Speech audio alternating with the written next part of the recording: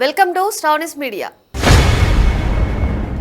ఏదైనా ఘటన జరిగినప్పుడు టక్కున నిర్ణయాలు తీసుకోవాలి. రాజకీయాల్లో అయితే కాస్త ముందు వెనుక ఆలోచించి మనకు నష్టం జరగకూడదు అనే జాగ్రత్తలు తీసుకుని మరీ నిర్ణయాలు తీసుకుంటారు. కొంతమంది నేతలు అయితే భవిష్యత్తును దృష్టిలో పెట్టుకుంటారు.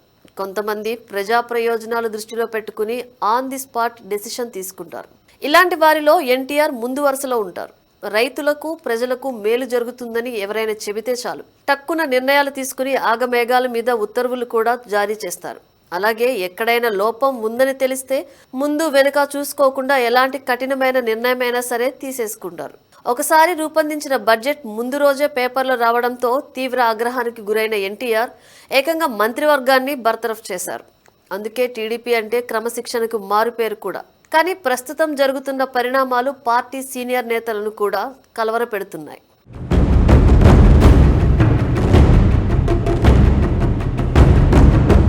తెలుగుదేశం పార్టీ జాతీయ అధ్యక్షులు ముఖ్యమంత్రి నారా చంద్రబాబు నాయుడు అంటే ప్రతి ఒక్కరికి గౌరవం. ఆయన మాటే ప్రస్తుతం వేదం.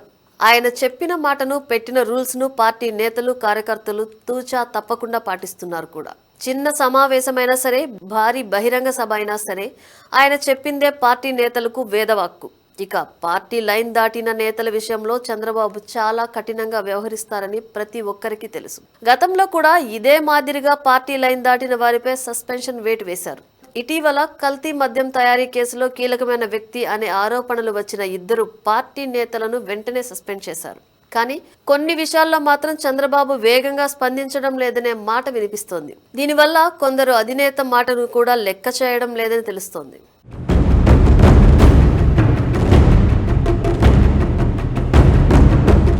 ఏపీ టీడీపీలో ఎమ్మెల్యే కొలికపూడి శ్రీనివాసరావు, ఎంపీ కేశినేని చిన్ని మధ్య వివాదం రోజు రోజుకు పెద్దదవుతోంది. ఎమ్మెల్యే టికెట్ కోసం చిన్ని తన దగ్గర 5 కోట్లు తీసుకున్నారని కొలికపూడి చేసిన ఆరోపణలు పెద్ద దుమారం రేపాయి. అలాగే వైసీపీ నుంచి వారి దగ్గర డబ్బులు తీసుకుని పదవులు ఇస్తున్నారని, వైసీపీ నేతలతో చిన్ని వ్యాపార లావాదేవీలు నిర్వహిస్తున్నారని కూడా కొలికపూడి ఆరోపించారు. ఎంపీ కేశినేని చిన్నిని తిరువూరు నియోజకవర్గంలో కాలు పెట్టనివ్వనని కొలికపూడి సవాల్ కూడా విసిరారు. దీంతో ఈ వ్యవహారం అధినేత వరకు చేరింది. ముందు పార్టీ రాష్ట్ర అధ్యక్షులు పల్లా శ్రీనివాసరావు ఈ ఇద్దరు నేతలతో చర్చించాలని భావించినట్లు తెలిసింది. అయితే దుబాయ్ పర్యటనలో ఉన్న చంద్రబాబు ఇద్దరు నేతలతో తానే స్వయంగా మాట్లాడుతానని, అప్పటి వరకు సైలెంట్ గా ఉండాలని సూచించినట్లు వార్తలు వచ్చాయి. దీంతో ఈ వ్యవహారం ఓ 4 రోజుల పాటు సైలెంట్ అయింది. ఇక ఏపీ తిరిగి వచ్చిన తర్వాత మొంతా తుఫాన్ పనుల్లోనే చంద్రబాబు మునిగిపోయారు.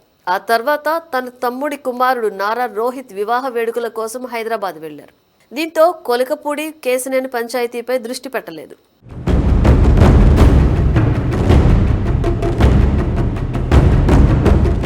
ఇదే అదునుగా భావించిన ఎమ్మెల్యే కొలికపూడి మరోసారి తన నోటికి పని చెప్పారు. తాను చేసిన ఆరోపణలకు కట్టుబడి ఉన్నానన్నారు.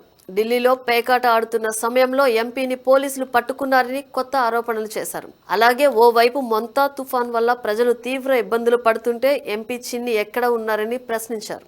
అధినేత నుంచి కార్యకర్త వరకు తుఫాన్ బాధితుల కోసం పనిచేస్తుంటే ఎంపీ ఎక్కడా అని నిలదీశారు. చిన్ని బండారం మొత్తం తన దగ్గర ఉందని కొత్త బాంబు పేల్చారు. ఓవైపు అధినేత సైలెంట్ గా ఉండాలని సూచించినా కొలికపూడి మాత్రం అవేమీ పట్టించుకోవటం లేదు. ఇందుకు ప్రధాన కారణం కొలికపూడి వెనుక సొంత పార్టీకే చెందిన ఓ బలమైన నేత ఉన్నారనే మాట వినిపిస్తోంది. అదే సమయంలో కొలికపూడిపై చర్యలు తీసుకుంటే తన సామాజిక వర్గానికి చెందిన ఎంపీని కాపాడుకునేందుకు ఓ ఎస్సీ పైన చర్యలు తీసుకున్నారనే ఆరోపణలు వస్తాయని చంద్రబాబు ఆలోచిస్తున్నట్లు తెలుస్తోంది. అందుకే ఈ వ్యవహారాన్ని చంద్రబాబు లైట్ తీసుకున్నారనే మాట వినిపిస్తోంది.